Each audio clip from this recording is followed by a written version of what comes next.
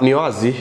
uongozi wa Young Africans umekwisha malizana na uongozi wa Vipers ya pale nchini Uganda juu ya kupata saini ya nyota mshambuliaji raia wa Uganda Alan Okello mwenye umri wa miaka 25. Young Africans wamefanikiwa kuweza kupata mchezaji ambaye walikuwa wanamhitaji na ni sehemu pia ya mipango ya mwalimu Pedro Goncalves ambaye alikuwa anamhitaji kiungo huyu katika eneo la namba 10 mara baada ya Mohamed Dumbia kuweza kutokuwa na mwendelezo mzuri katika kikosi. Ndio maana kabla ya Young Africans kumpata Alan Okello walianza kuamini kwa mshambuliaji Maruf Chakei raia wa Togo akatokea katika klabu ya Singida Black Stars, lakini baadaye mara baada ya Young Africans kuweza kufanikiwa kumpata Alan Okello, uongozi wa Young Africans na mwalimu wakaamua kuchange ideas na kuamua kumrejesha Maruf Chakei katika kikosi cha Singida Black Stars na kubakia na Alan Okello. Kwa maana gani? Young Africans chini ya mwalimu Pedro Goncalves walikuwa wanahitaji kiungo mshambuliaji na ripoti ya mwalimu ilikuwa inaonesha kwamba wanamtaka kiungo ambaye ataweza kuwa na numerical advantage na kuwa na ushawishi katika timu. Ndio maana Pedro akaamua kumchagua Maruf Chakei kama chaguo lake la kwanza, wakati huo Young Africans wakiwa ni 50-50 kumpata au kumkosa Alan Okello. Kwa hiyo Young Africans wakaamua kumchukua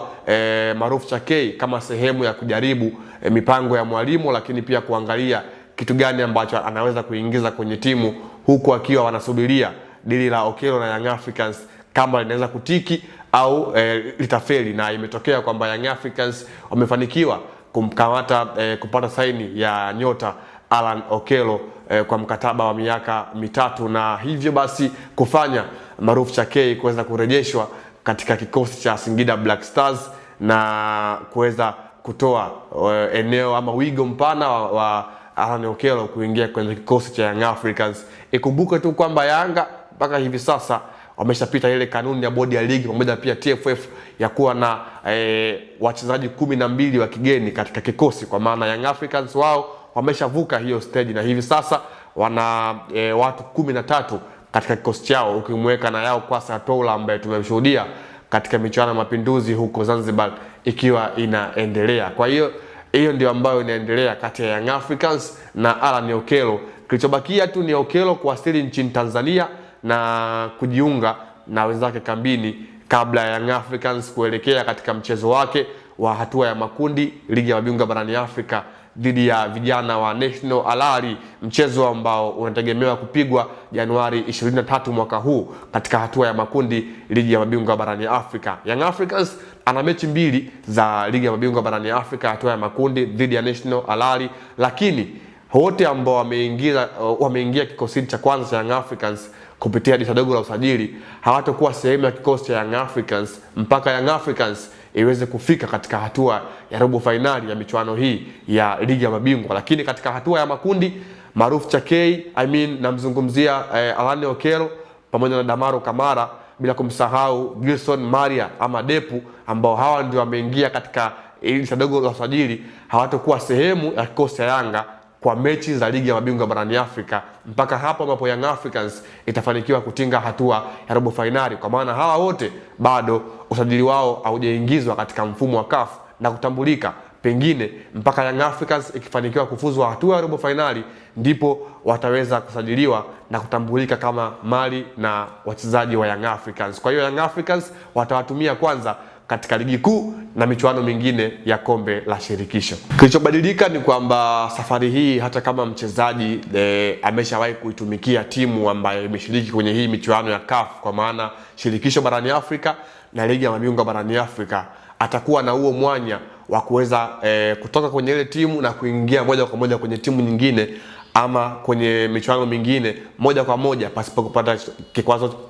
chochote, kwa maana kwamba tumeona Young Africans wamemchukua Damaro Kamara, ambaye Damaro ameshakuwa sehemu ya kikosi cha Singida Black Stars katika michuano ya kombe la shirikisho. Takriban mechi 2 ambazo Singida amecheza, Damaro Kamara alikuwa ni sehemu ya kikosi. Mechi ya kwanza ilikuwa ni dhidi ya CR Belouizdad kule Algeria, Damaro Kamara alikuwa sehemu ya kikosi, lakini mechi ya pili ilikuwa ni dhidi ya ilikuwa ni dhidi ya vijana wa Stellenbosch ya Afrika Kusini. Damaro Kamara naye pia alikuwa ni sehemu ya kikosi. Hivyo basi Damaro haitaumia ugumu kuweza kuitumikia Young Africans katika ligi ya mabingwa barani Afrika, kana kwamba yeye alikuwa ni mchezaji wa Singida Black Stars katika michuano ya kombe la shirikisho barani Afrika. Wakati huu kafu kwa maana shirikisho la soka barani Afrika wameamua kurahisisha katika hayo maeneo ya transfer ways kwa mchezaji katika hii michuano, ili mradi kusiwe na ugumu na timu kuweza kunufaika na ule usajili ambao wameufanya. Tumeona miaka ya nyuma timu zilikuwa zinapata taabu kufanya usajili kwa sehemu, na zilikuwa pia zinaogopa, kwa maana walikuwa wanawaza hao wachezaji watakao wasajili hawatawatumia katika michuano ya CAF mpaka hapo ambako itafika katika hatua ya makundi. Lakini safari hii CAF wameamua kuweka njia rahisi kwa hawa wachezaji, lakini pia virabu kuweza kunufaika na hawa wachezaji, kwa maana mchezaji hivi sasa ana uhuru wa kutoka timu moja ambao ameshaitumikia tayari na kuja huku anaweza akapata nafasi ya kucheza katika michuano mingine ya ligi ya mabingwa barani Afrika, kama ambavyo tumekuwa tukishuhudia nchi nyingine ama mabara mengine kama Ulaya na michuano yao ya UEFA Champions League. Wamekuwa wakifanya hivyo kwamba katika eneo la transfer ways mchezaji amekuwa na hiyo option ya kutoka timu A kwenda timu B pasipo kupata kikwazo chochote. Kwa hiyo CAF nao pia wakaona hili jambo lina faida kwa upande wao na kuamua kuweka kitu kama hichi ambacho kitaweza kusaidia. Kwa hiyo Young Africans ama timu yoyote ambayo inashiriki katika hii michuano mikubwa kwa ngazi ya vilabu barani Afrika wana huo mwanya wa kuweza kuchukua mchezaji yoyote ambaye amekizi vigezo kuweza kuitumikia timu hiyo katika michuano ya ligi ya mabingwa barani Afrika au kombe la shirikisho barani Afrika, bila kujalisha kwamba ameshawahi kutumikia timu nyingine ambayo pia imeshiriki katika hii michuano.